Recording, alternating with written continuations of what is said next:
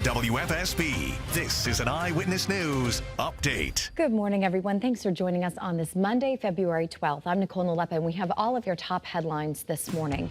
We know that one person is dead this morning in Bloomfield after an overnight house fire. Officials say that this happened around 11:15 Sunday night on Alexander Road, and they say the home is a complete loss. Fire officials are working right now to try and figure out a cause to that fire. And we've also learned this morning about another deadly fire, this time in Plainfield. Here's everything that we know so far about this. Firefighters rushed out to Pinecrest Drive just after 6 last night. And when they arrived, crews saw heavy smoke and flames coming from the home. After the fire was put out, we learned that a person and a dog were both found dead inside the home. And at this point, investigators are trying to still figure out how that fire started. Now to West Haven, where police are searching for a criminal who shot someone several times over the weekend. Our Pinpoint News Tracker takes us right to where this happened. It was at the intersection of Anderson Avenue and Blome Street. Now, police say a trail of blood is what actually led them to a victim inside of a home. He was rushed to the hospital, and we are working to get you an update on that man's condition. But if you have any information about the shooting, please give West Haven Police a call. Also, Defense Secretary Lloyd Austin has been hospitalized with a bladder issue. Now, he went to Walter Reed Medical Center yesterday, but details on why still have not been released. The Pentagon says that Austin turned over his duties and responsibilities to Deputy Secretary Kathleen Hicks. He was hospitalized earlier this year, if you remember, following complications related to treatment for prostate cancer. And he actually came under fire for not disclosing his treatment to the White House or Congress at that time. Also, some heartbreaking news in Texas. We're learning in Houston that 2 people were hurt and a shooter is dead.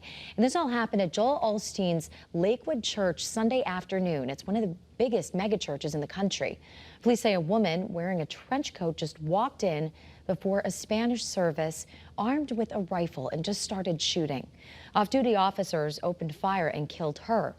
Now, she had a 5-year-old boy with her who was hit by gunfire and we've learned is in critical condition this morning. A 57-year-old man was also shot in the leg and is currently being treated at the hospital.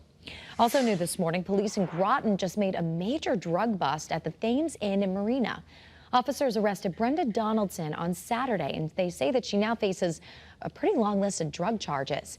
Police say they found over 100 bags of fentanyl, cash, and drug paraphernalia. Donaldson is locked up on a $25,000 bond. And police are investigating yet another string of ATM thefts right now, this time in the southwestern part of the state. Thieves stole 3 ATMs in Greenwich this weekend alone. And police there believe that the same criminals may be responsible for the similar crimes that we've been seeing across the state recently. Since the start of the month, thieves have ripped ATMs out of convenience stores in several different towns before loading them literally right onto a car or into a car and just taking off. Unbelievable. That video is unbelievable. Yeah. Wow. All right, first alert live radar is dry. Today is not the problem. We are expecting a beautiful day of weather. Visibility down a little bit at Brainerd, but not a big deal. We don't have too much in the way of fog, but we do have a winter storm warning tonight through tomorrow for Winter Storm Birch. It is a first alert weather day tomorrow, and that's because we're expecting plowable snow, wind gusts 25 to 35 miles an hour. There could be some minor coastal flooding, travel visibility issues. Let's talk about the timeline. A mix to snow after midnight, and then heavy snow, low visibility, and windy. Tomorrow morning is a time frame of concern. 1 to 2 inches of snow will be coming down. So it looks like schools are going to be canceled, flights are going to be delayed, if not canceled, the whole 9 yards, because it's coming during the commute tomorrow.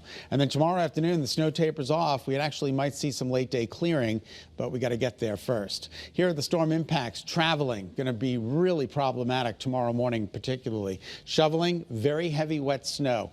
Coastal flooding, minor coastal flooding during the times of high tides, but power outages are also on the table simply because it's a heavy wet snow. It's going to stick to the power lines, stick to the tree limbs, the whole 9 yards. So 6 to 10. We've even increased the amounts along the shoreline locally more. So there could be 12 inches of snow in parts of the state. in parts of inland central Connecticut. We're just going to have to wait and see what falls from the sky. In the meantime, there's nothing falling out of the sky right now. Mystic, good morning. New Haven, look at that bird flowing in there for good measure. 35 degrees in New Haven this morning. That's an awesome number. And that is the warmest in the state. The coolest that I can find right now. What is wrong with this mic pack and this coat? Got to look professional. 22 in Tallinn, 22 in Willimantic. Good morning, everybody. It's time for your winter coats, and at least the good news is the winds are calm. So here's the spread today: 43 to 49, a chilly start, partly to mostly sunny during the day today. And here are your headlines: a little bit cooler. This is not one for the resume reel. Let me tell you something. You were doing a good job. I was doing all right. Partly to mostly sunny skies today, and then tomorrow, Winter Storm Birch rolls in. Let's take a look at First Alert Futurecast. It's tomorrow's weather today. Beautiful day of weather today with a mixture of sun and clouds. And then tonight, we're still clear until about midnight. That's when we start to see the first inklings of snow breaking out in southwest Connecticut. It quickly moves across the state. By 4 a.m., it's snowing pretty much across Connecticut. 6 a.m., that's when it's coming down to beat the band. 9 a.m., very heavy snow. And then it tapers off between 1 and 2 in the afternoon. So we're going to go on early over on Channel 3. Tomorrow morning, we'll be on the air at 4 a.m. to get you off and running, started safely. Windsor Locks looking good this morning. And we've got our Torrington iCam also looking good this morning. And you can see from our Middletown iCam, things look really nice there as well. Let's check in with some of the numbers in from you, our weather watchers. Hey, look at this, 26, 27, 28. Sequential. I love when that happens. And we're taking a look at 23 in Staffordville, Basra 29, and Danbury at 29. So as we move through the day today, no weather woes today. It's tonight late after midnight that we're going to let it all hang out. After a beautiful day of weather, Winter Storm Birch rolls in for tomorrow, 6 to 10 plus inches of snow. And then the rest of the week is fine, but it is breezy and cold for Valentine's Day. Nicole, love is in the air for Wednesday, but so is a chill. Yes, everywhere you look around, find someone to get nice and warm with, right? Yeah. On Valentine's Day. All right, thanks, Scott. Keep that WFSB app handy because we are going to update you with everything that you need to know. Not only our top headlines, but also the weather with Winter Storm Birch. So the WFSB weather app is its separate thing too that you can download and get up to the minute information and data, which is going to be super helpful because as Scott said, we're expecting a lot of delays and cancellations. Have a great day, everyone. Be healthy, stay positive.